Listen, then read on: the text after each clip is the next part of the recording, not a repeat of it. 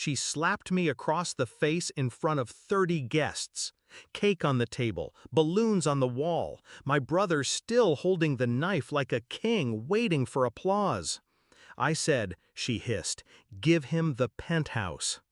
My cheek burned, my chest didn't move, but I smiled, slow, quiet, and I looked at her, really looked, because that was the last time they'd ever see me. I used to believe I was born to prove myself, not to the world, to them. My mother with her cold eyes and colder praise.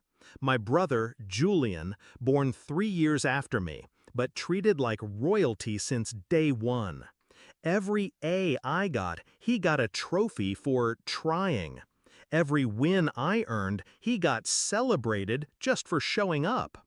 I paid my way through college, business, finance, real estate, all while they lived in the house I bought, driving the car I paid for. Julian couldn't keep a job longer than 6 months, but Mom said he was still finding himself. I found myself too, in a penthouse suite overlooking the skyline. Marble counters, private elevator, my sanctuary, my reward. But to them, it was just extra space for Julian's transition into manhood. The birthday invitation came handwritten, family dinner, no excuses. I showed up out of habit, not affection. The moment I walked in, I knew something was off. Julian's friends were already calling him the new king of the tower. One of them even clapped me on the back and said, "Heard you're finally sharing the wealth." Mom gave a speech, all about sacrifice, growth, brotherhood. Then she said it. Said I'd agreed to let Julian move into my penthouse. That it was just gathering dust anyway. That Julian needed to feel like a man. That's when I said no. And that's when she hit me. I didn't say a word, not then. I just stepped back, fixed my collar, smiled, and left. But in my head, something locked into place. It wasn't anger, it was clarity. They didn't want a son, they wanted a donor, and I'd been paying all my life. I started with silence, stopped answering calls, blocked numbers, changed my email. Then I cleaned house. I sold the penthouse quietly, legally.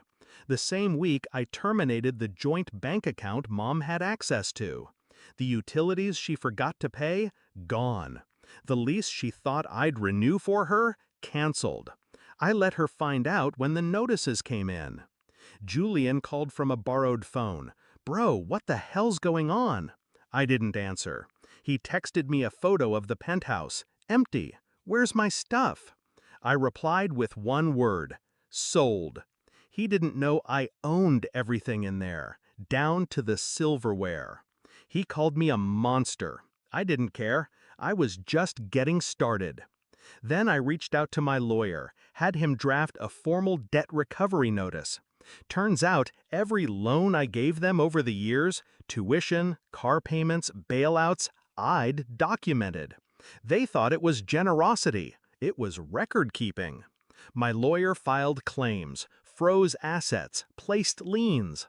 The house they lived in my name. Eviction was fast. They had 30 days to get out. I didn't do it to be cruel. I did it to cut the cord, to stop the bleeding, to finally choose myself. A month later, I went back. Not to reconcile, just to see. They were packing boxes. Mom looked older, smaller. Julian wouldn't meet my eyes. I handed them both envelopes, not checks, letters. To Mom, I wrote, "I spent my life trying to earn your pride. I've stopped trying." To Julian, "Being a man has nothing to do with where you sleep. Figure it out." Then I turned around, walked out, didn't look back. Now, I live in a smaller place, cozier, quiet.